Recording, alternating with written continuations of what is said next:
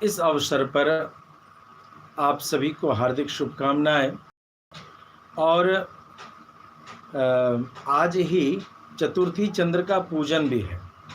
यदि किसी कारण से आज की चतुर्थी की चंद्रमा यानी सायंकाल आप चंद्रमा का दर्शन कर लेते हैं, तो हमारी पुरानी वीडियो, इससे पहले वाली वीडियो जो हरितालिका तीज पर है, वह सुनना बहुत आवश्यक होगा, चूँकि उसमें वह मंत्र दिया है जिस मंत्र के जाप करने से आपको कलंक नहीं लगेगा।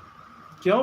क्योंकि आज के चतुर्थी, सायंकाल की चतुर्थी के दर्शन करने से कलंक लगने की संभावना होती है। उसको दूर करने के लिए जो विशेष मंत्र है, उसको जानने के लिए हमारी पिछली वीडियो हरितालिका तीज व्रत एवं चौरचन, इसको जरूर देखें।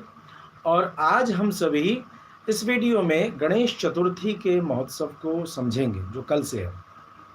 उससे पहले मैं आप सभी से निवेदन करूंगा कि हमारे YouTube चैनल को सब्सक्राइब करें और बेल आइकन दबाना न भूलें, जिससे कि आपको समय समय पर धर्म और अध्यात्म से संबंधित जानकारियां प्राप्त होती रहेंगी। एक और विशेष निवेदन, जिनके घरों में भी गणेश चतुर्थी महोत्सव होता है, उन सभी मित्रों को, उन सभी भगवत बंधुओं को इस वीडियो को जरूर शेयर कर देंगे। तो आइए हम सभी मुहूर्त के बारे में जानकारी को प्राप्त करें।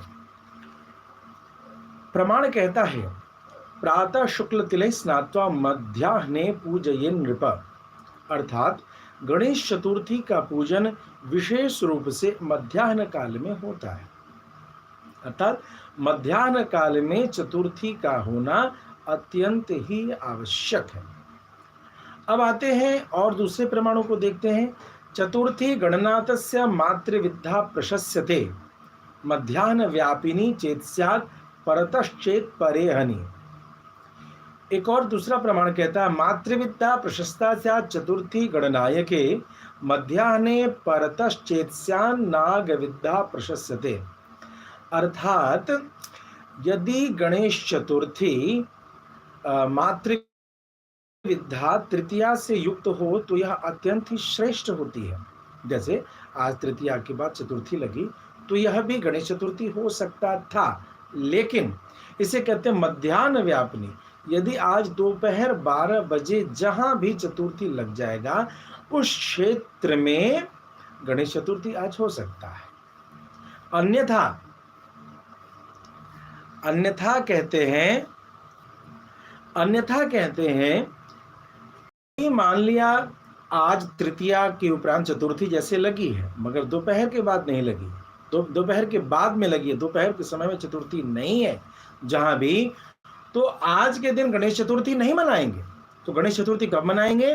तो देखेंगे मध्याह्ने परतश्चेत स्यात् नाग विद्या प्रशस्यते। नाग विद्या मतलब पंचमी से युक्त, यानी कल, जो पंचमी तिथि भी कल लग जाएगी, लेकिन कल पंचमी तिथि लगेगी जहां पर दोपहर के समय कल चतुर्थी तिथि उपस्थित हो, भले उसके बाद पंचमी लग रही हो, तो भी गणेश चतुर्थी कल ही मनाया जाएगा।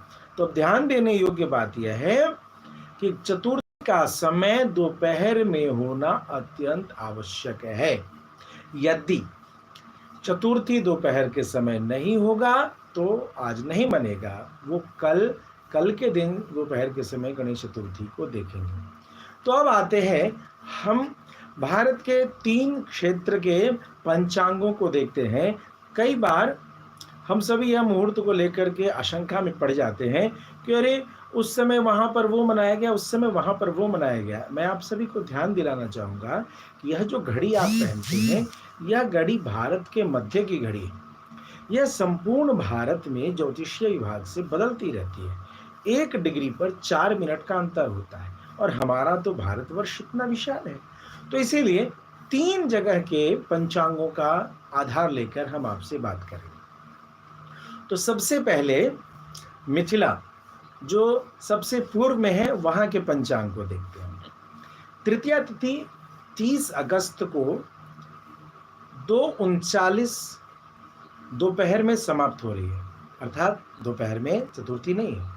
और उसके बाद 2:39 के बाद 30 अगस्त को चतुर्थी तिथि लग जाएगी। फिर ये चतुर्थी कब तक रहेगी? 31 अगस्त को 2:05 तक चतुर्थी तिथि रहेगी। यानी 31 को 2:05 तक दोपहर में जब रहेगी, मतलब कि दोपहर के समय चतुर्थी तिथि रहेगी। अतः मिथिला के क्षेत्र के जो भक्त हैं वे गणेश चतुर्थी 31 को ही मनाएंगे। अब आते हैं मध्य भारत में, जहाँ काशी के पंचांग का आधार लेते हैं। काशी के पंचांगों में 30 अगस्त को दोपहर 2:32 तक तृतीया तिथि है और उसके बाद उसके तदुपरांत चतुर्थी तिथि है। अर्थात 30 तारीख को 2:32 दोपहर के बाद चतुर्थी तिथि को 31 अगस्त के 1:58 तक चतुर्थी तिथि है। मतलब कि 30 तारीख को ठीक 12 बजे तृतीया तिथि नहीं है, चतुर्थी तिथि नहीं है, और 31 अगस्त को ठीक 12 बजे चतुर्थी तिथि विद्यमान है। अतः काशी और मध्य नागपुर आदि ये जो मध्य के भारत के क्षेत्र हैं, बीचों बीच उत्तर से दक्षिण, इनको चतुर्थी 31 तारीख को ही मनाना चाहिए। अब हम आते हैं पश्चिम में जालंधर। जालंधर के पंचांग के अनुसार एक विशेष चीज दिखती है कि 30 अगस्त को 3:34 तक तृतीया तिथि है। अर्थात ठीक 12 बजे यहाँ भी चतुर्थी तिथि 30 तारीख को नहीं लगती है। अब ध्यान देना होगा, जो राजस्थान गुजरात के क्षेत्र के हमारे गणपति के भक्त हैं, कि 31 अगस्त को 3:23 तक चतुर्थी तिथि है। अर्थात 31 अगस्त को मध्याह्न 12 बजे चतुर्थी तिथि लगी रहेगी। अतः गणपति महोत्सव 31 अगस्त को ही भारत के पूर्व, मध्य और पश्चिम सभी क्षेत्रों में विद्यमान रहेगा। संपूर्ण भारत में 31 अगस्त को ही गणेश चतुर्थी प्रारंभ करेंगे। यह उत्सव 9 दिनों का होता है। ध्यान देंगे, 31 अगस्त से 8 सितंबर तक 9 दिनों तक गणपति घर में बैठते हैं, उनकी पूजा भोग आचार सभी लोग करते हैं, और 10वें दिन अनंत चतुर्दशी के दिन 9 सितंबर को गणपति का विसर्जन करते हैं। आप सभी से निवेदन, इस तरीके से संपूर्ण भारत में 31 अगस्त को गणपति के महोत्सव को मनाया जाएगा। 9 दिनों के इस उत्सव को धूमधाम के साथ मनावे और गणपति से प्रार्थना करें कि सभी के घरों में मंगल मांगल्यता सिद्ध हो। जो कोई भी गणपति की पूजन करते हैं उनके घरों में सुख शांति समृद्धि हो। यही गणपति के श्री चरणों में हमारा बारंबार निवेदन। आइए आप सबके मंगल कामना के लिए नारद पुराण में वर्णित अत्यंत ही पवित्र संकष्ट नाशक गणेश स्तोत्र का पाठ करेंगे। मैं आशा करता हूं कि यह स्तोत्र सभी के पास उपलब्ध होगा।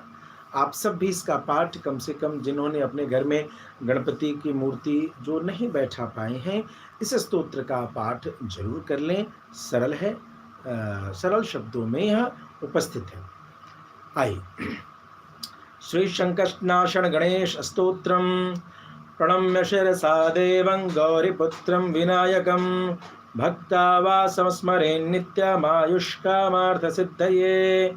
प्रथमं वक्रतुण्डं च एकदन्तं द्वितीयकं तृतीयं कृष्णपिङ्गाक्षं गजवक्त्रं चतुर्थकं लम्बोदरं पंचमं च षष्ठं विकटमेव च सप्तमं विघ्नराजेन्द्रं धूम्रवर्णं तथाष्टमं नवमं भालचन्द्रं च दशमं तु विनायकम् एकादशं गणपतिं द्वादशं तु गजाननं द्वादशैतानि नामानि त्रिसन्धं यः पठेन्नरः न च विघ्नभयं तस्य सर्वसिद्धिकरं परं विद्यार्थी लभते विद्यां धनार्थी लभते धनं पुत्रार्थी लभते पुत्रान् मोक्षार्थी लभते गतिं जपेत् गणपति स्तोत्रं षड्भिर्मासै फलं लभेत् संवत्सरेण सिद्धिं च लभते नात्र संशयः अष्टभ्यो ब्राह्मणेभ्यश्च लिखित्वा यः समर्पयेत् तस्य विद्या भवेत् सर्वा गणेशस्य प्रसादतः।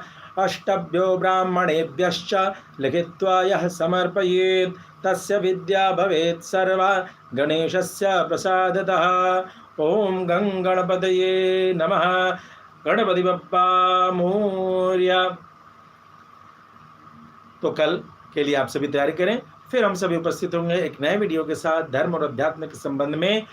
इससे पहले कि उस विषय को जाने, मैं आप सभी से निवेदन करना चाहूँगा, यदि आपने हमारे YouTube चैनल को सब्सक्राइब न किया हो तो ज़रूर कर लें, बेल आइकन दबा लें और साथ ही साथ इस वीडियो को अपने सभी धर्म और अध्यात्म के मित्रों को जरूर शेयर करें, जिससे कि वह गणपति के इस महोत्सव को धूमधाम के साथ करावें। चलते चलते एक और बात आप सभी से बताऊंगा, गणपति को दूर्वा अत्यंत ही प्रिय है।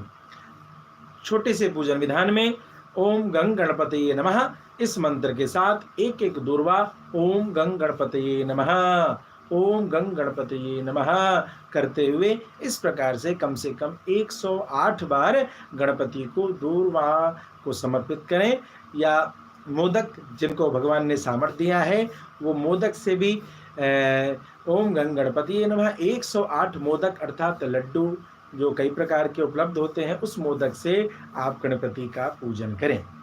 चलते चलते एक अगली सूचना, अगली वीडियो पितृपक्ष में अपने पितरों का जल तर्पण ब्राह्मण भोजन आप किस दिन करेंगे, इस विषय के साथ हम अगले वीडियो में उपस्थित होंगे।